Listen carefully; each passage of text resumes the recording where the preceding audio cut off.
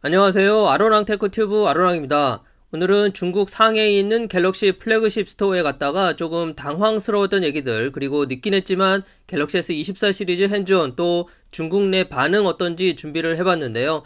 일단 영상에서 보시는 여기가 바로 갤럭시 플래그십 스토어입니다. 그리고 그 바로 맞은편에는 애플 스토어가 이렇게 자리 잡고 있고요.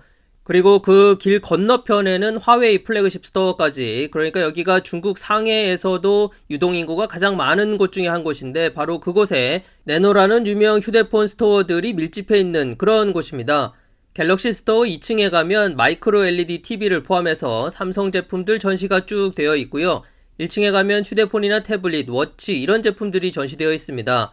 우선 2층은 촬영을 해도 별다른 말이 없었는데 1층 특히 휴대폰은 촬영을 아예 못하게 하더라고요.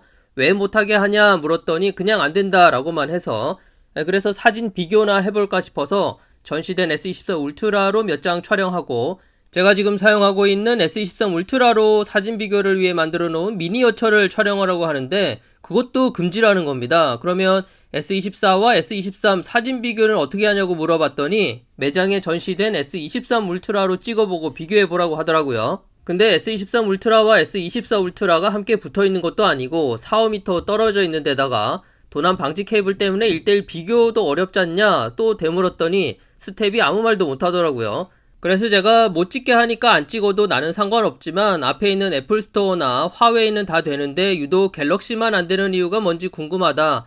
그리고 혹시 S24 울트라 카메라가 S23 울트라보다 안 좋아서 그런 거냐? 라고 물었더니 S24가 당연히 좋다는 거예요. 뭐 아무튼 안 된다고 하는데 굳이 제가 촬영할 이유도 없고 해서 긴 말 없이 나오긴 했습니다만, 뭐랄까요, 좀 아쉬웠던 부분이라면 다른 작은 규모의 삼성 스토어들, 집 근처에 있는 백화점 안의 삼성 매장에서는 촬영에 제한이 전혀 없었다는 건데요. 오히려 S24 울트라 옐로우 컬러 같은 경우는 휴대폰으로 찍으면 이 노란색이 제대로 표현 안 될 수 있다며 촬영할 때 조명 위치까지 꼼꼼히 알려주더라고요. 그러니까 전체적으로 매장 촬영 금지 뭐 이런 게 아니라서 일관성이 좀 없는 그런 모습이라고나 할지, 암튼 인구 2,400만 명, 면적은 서울의 10배, 이 중국 상해, 그곳에서도 유동인구가 가장 많은 시중심에 있는 갤럭시 플래그십 스토어, 신제품을 그렇게까지 제한적으로 체험하도록 하는 게 이해가 안 가긴 합니다. 뭐 굳이 그렇게 운영하겠다면야 할 말은 없습니다만, 그렇다면 최소한 체험이라도 제대로 할 수 있게 제품 배치만이라도 좀 신경 써줬으면 어땠을까 아쉬움이 있네요. 암튼 오랜만에 갤럭시 플래그십 스토어에 가서 현장의 모습들 보여드리려고 했는데 촬영 금지라고 하니 일단 매장에 전체적으로 사람들이 꽤 많았습니다. 예전보다는 중국 소비자들의 관심이 좀 더 있어 보이는 그런 모습이었는데 작은 매장에서도 구입 문의하는 사람들이 꽤 있었고요.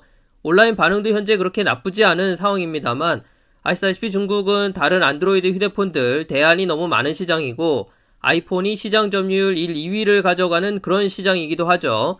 또 공무원 사회에서는 자국산 휴대폰을 사용하도록 하는 그런 상황이기 때문에, 그리고 결정적으로 중국 정발 가격이 다른 경쟁 모델 대비 상대적으로 비싸게 출시가 됐습니다. 구입 혜택도 우리나라에 비하면 그렇게 좋은 편이 아니고요. 그래서 여러 가지 상황들을 종합해보면 S24 시리즈 판매량, 그리고 갤럭시의 시장 점유율, 올해도 1% 넘기는 건 힘겨워 보이지 않나 그렇게 예상이 됩니다.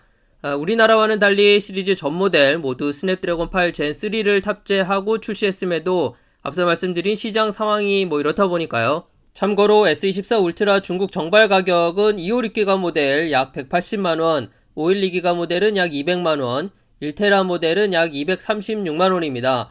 사은품 같은 경우 용량 업그레이드는 256에서 512기가 업그레이드 있고요. 삼성 케어 플러스 옵션 선택이나 뭐 9,000원 추가하면 25W 충전기 주거나 액세서리 15% 할인권도 주고, 나머지는 뭐 딱히, 그리고 중국은 카드 할인 이런 건 전혀 없습니다. 그래서 저는 우리나라에서 사전 예약할 때 S24 울트라 티타늄 그레이 1테라 모델로 구입해놨는데요.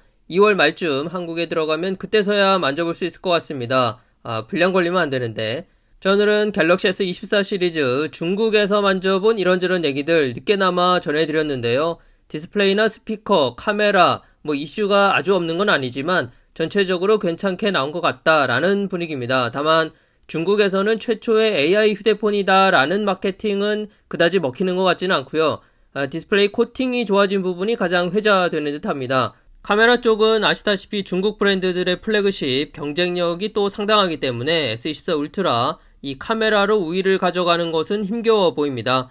또 프리미엄 휴대폰으로서의 경쟁력도 중국 내에서의 아이폰 입지가 워낙에 확고하다 보니까 네, 그렇고요.